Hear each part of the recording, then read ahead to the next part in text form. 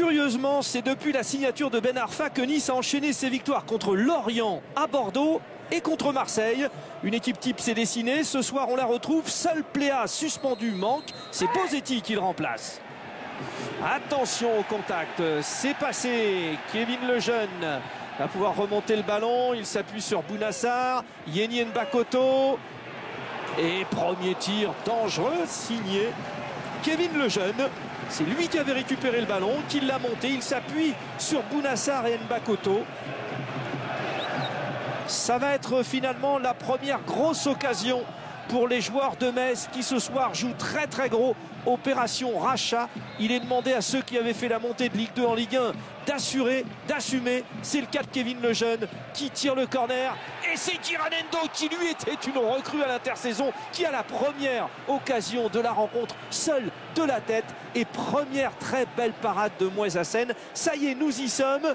Après 25 minutes de jeu, les Messins ont enfin pu se montrer dangereux.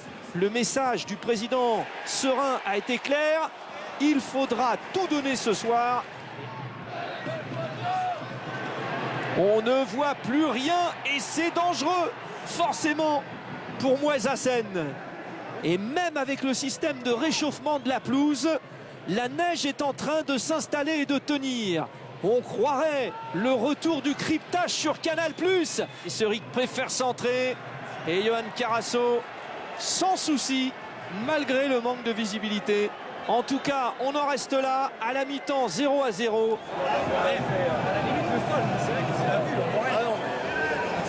Pour les appuis, ça fait que glisser, même un visser, donc c'est assez difficile de jouer au ballon. Est-ce que vous voyez les lignes? Non. Non, non. Voit pas les lignes, voit pas le ballon, difficile. C'est difficile de jouer au ballon dans ces conditions. 5 minutes tout de suite. D'accord, mettez du gaz tout de suite. Prenez-la à la gorge d'entrée. Et évidemment, à la mi-temps, intervention pour dégager les lignes qui vont être colorées en rouge pour que les joueurs puissent discerner ces lignes et puissent continuer à jouer. Grégoire Puel. C'est long, attention sur ces longs ballons pour les gardiens aussi. C'est délicat et oui, il faudra avoir ça en tête. Sur les longs ballons, c'est très difficile pour les gardiens. Ça devient du patinage artistique. Alexis Bosetti va sortir, il a été sifflé tout au long de la rencontre. Lui qui soutient tellement ces ultras qui aujourd'hui étaient interdits de match parce qu'il y avait des risques d'affrontement entre les supporters messins et les supporters niçois. Hult. Et finalement, c'est Yenny Mbakoto, mais devancé par Hult. Et nouvelle course, cette fois-ci pour Neil Maupay. Et Sylvain Marchal se régale. Oh, Neil Maupay! Oh, Neil Maupay est allé provoquer Sylvain Marchal. Sylvain Marchal qui est, après cela, tombé.